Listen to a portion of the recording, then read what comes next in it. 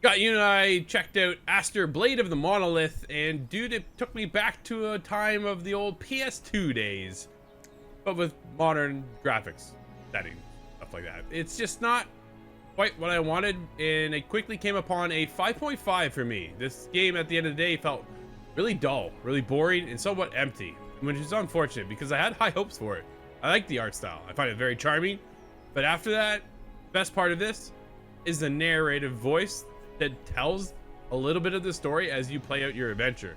But it's typical of the old PS2 days. You have your, you have your lush jungle world. You have your frozen world. You have the sand world. It's like typical whatever, right? Like I almost predicted the game as it played, and it was just wasn't enough, wasn't exciting enough for me to want to keep. The minute I put it down, I was like, man, I gotta jump back in.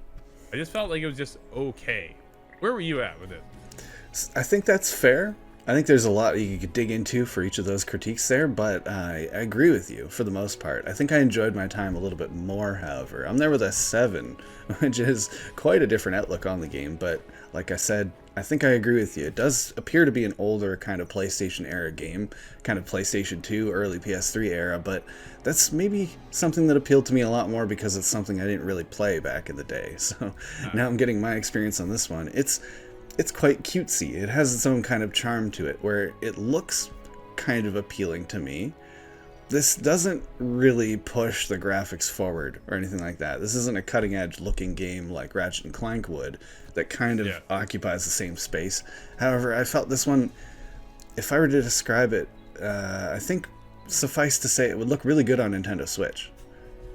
Yeah, I guess that would be probably the perfect platform for it, right? We're on Xbox Series X, and that's not to say that it shouldn't belong there at all. It does, but I think it's just meant for a different audience at the end of the day, right? Because it felt empty. The storytelling's there, but our character, dude, you brought it up before we even hit on camera. Dude, he's like Link. He doesn't say a word. Just ask a question to the character. Character looks, and apparently through like some telepathic vision, that they were able to get the answer. I'm like, this doesn't work for me in this day and age.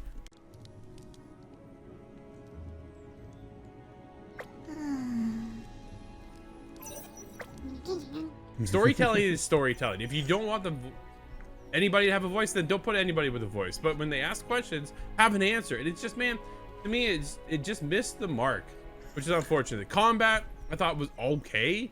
Didn't hit on all cylinders. I do like the abilities though, right? When you pull up your stones and you wrap around and whack, that has some cool effects, right? Some of the combos you can pull off felt pretty good, but at the end of the day, dude, like 5.5, I'm there for a reason because it just missed for me.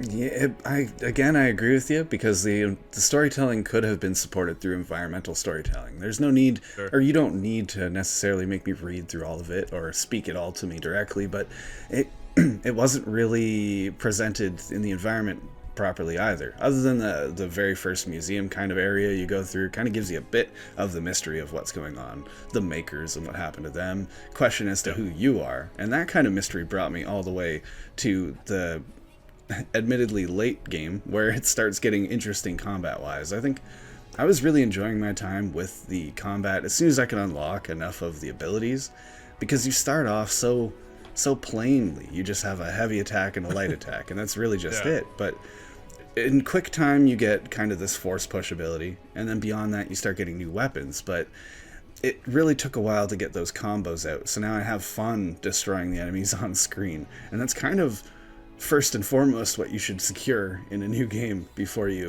worry about too much else. But that's all to say, I really enjoyed my time while I'm playing, but like you said, when I'm done, I just kind of forget about it, and when I come back, I'm met with that same mystery that I want to solve the mystery, but is that really enough to pull me through when it's not presented so well?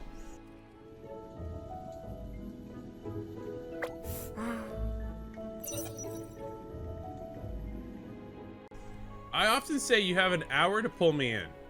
You have the first hour to set the tone of the game. And you can't expect, like we do, and like we obviously complete the game for review, but when you get to 3/4 of the way, you can't then bring the fun. That's too late, right? So you need to hit it early, get us in, get us hooked. Make us, the minute we put it down because we have to go somewhere, you want us to come back to play it. dude, and like you say, right? I just not once did I ever want to come back to play.